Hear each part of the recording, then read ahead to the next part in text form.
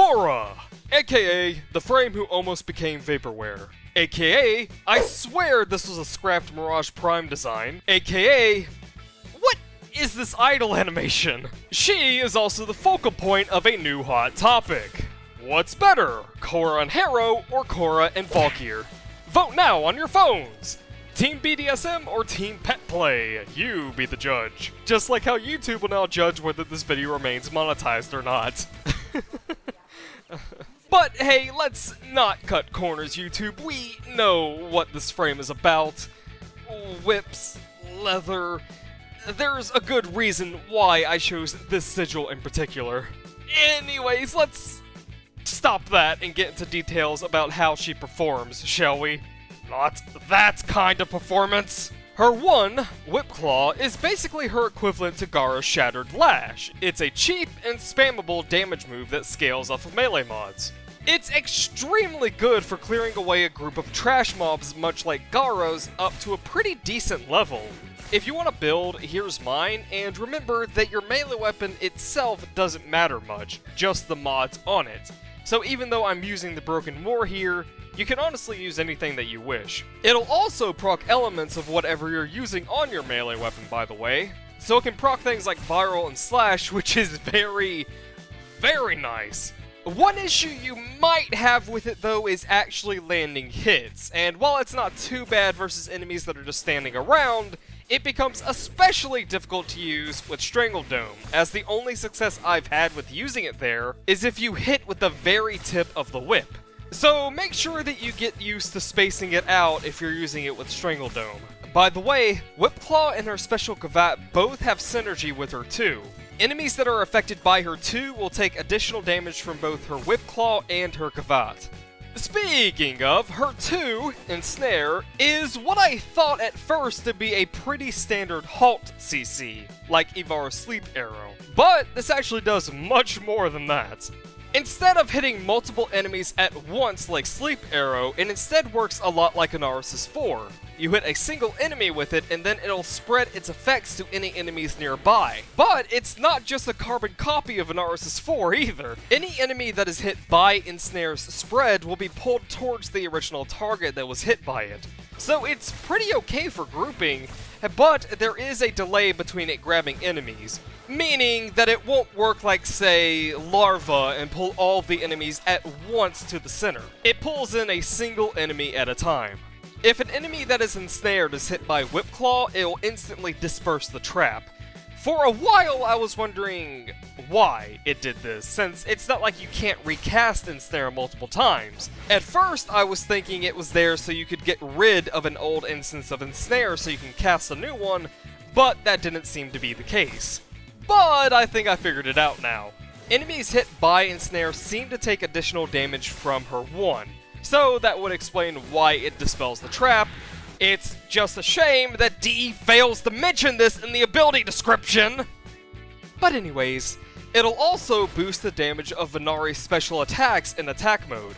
One last thing to mention about it as well, enemies that are hit by Ensnare's spread are only stunned for what seems to be half of the duration of the actual ensnared target, so clear them out before it wears off. Her third ability, Venari, summons her main marketing point, another cat! Venari has 3 modes that it can be placed into, and it also grants Khora access to an exclusive dance emote. Venari, to me, was going to be a test for DE. Could they finally get a summon right? A summon that could help clear at least trash in things like sorties and floods. After all, they seem to have gotten abilities like Shattered Lash and Whip Claw down, so maybe this will be their breakthrough? Well, almost! Like, so close! There's actually just one major problem that's holding Venari back from being a good summon that can handle things like trash in higher levels. Pet mods, like Sharpened Claws and Swipe, do not seem to work on Venari's special attacks. I'm trusting that this is simply an oversight, because if they changed this, Venari would be a viable summon in my opinion. And mind you, I'm not even pushing Venari to its fullest here.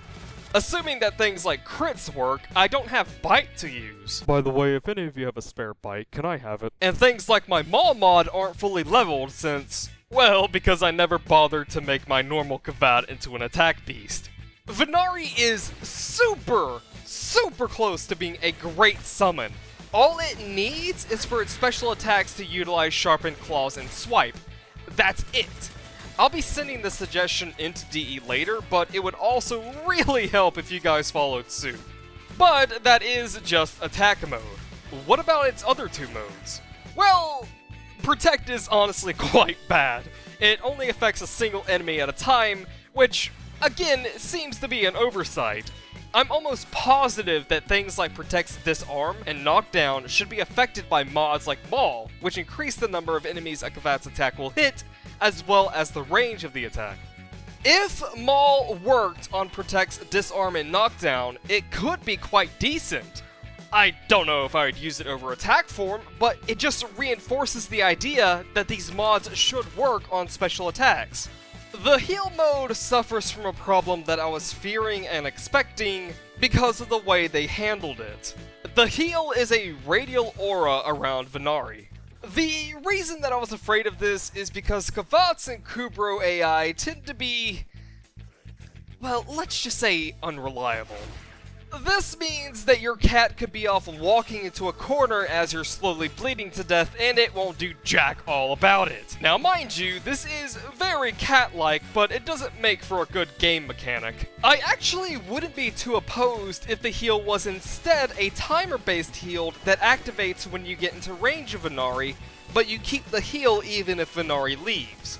But, as is, Venari has to be within range of you at all times to heal you. It also doesn't seem to be able to go above 50 HP a second, at least from this first impressions video. Do me a favor and let me know in the comments if you found a way to get it higher than 50, because I've not had any luck with it. Now the range also isn't affected by power range on Khora, so it seems like you're stuck with what feels to be a 10-meter radius. But honestly, the heal mode has potential, it just needs some mechanical improvements. Her last ability, Strangle Dome, is probably the most hilarious CC ability in the game because it reminds me of a mix between those jungle bar domes on playgrounds, but also those swing carousel things. Strangle Dome shares some similarities to that of Ensnare. You also deal additional damage with her 1 if enemies are affected by Strangle Dome, and it seems to stack. If you use Ensnare on an enemy that's in Strangle Dome, your 1 will do even more damage. Which is really handy because Ensnare works pretty well with it, as it'll naturally pull more enemies into the Strangle Dome, which will result in you whipping them so hard they forget their safe word. Strangle Dome also boosts the damage of Venari, and much like her 1, the damage boost stacks with Ensnare. So if you ensnare a group of enemies within Strangle Dome, your cat will finish off individual targets much faster. Actually gonna cut in here real quick off script. I say that Venari will be able to finish off enemies caught in Strangle Dome faster, however, after testing, there's numerous issues with Strangle Dome. I've already mentioned how it messes with Whip Claw, but it also messes with Venari. Sometimes Venari will just stop using normal attacks, which means Sharpened Claws can't proc, which means overall less damage for Venari. Really needs to be fixed, and also the cast time is pretty horrendous. Lastly, enemies who aren't in the initial cast radius of Strangle Dome will still be affected by it if they get too close, so ensnare a way to pull more guys into it. Honestly, Khora could be really good if she got the right balance passes. She has some issues for sure. Venari needs to have its special attacks work with things like Maul and Sharpened Claws, the whip could be a little less finicky, and the heal form Venari could use some reworks in my opinion, but I do have to stress, her problems are pretty significant. She is fun, and her playstyle is diverse, but she still has a few issues that need to be ironed out. Venari issues like her not being able to path where she needs to might be hard to fix, but other ones, like Venari sometimes not using normal attacks and thus missing out on Sharpened Claws, could honestly be worked around if they just made it so that it procs on special attacks. Now, I know that's not exactly the most elegant solution, but it is a solution. But overall, she's very fun. There's a reason to use her entire kit, so you're not going to be starved for playstyle variety if you're not a fan of frames like Mesa, for example. And of course, This idle animation is just right.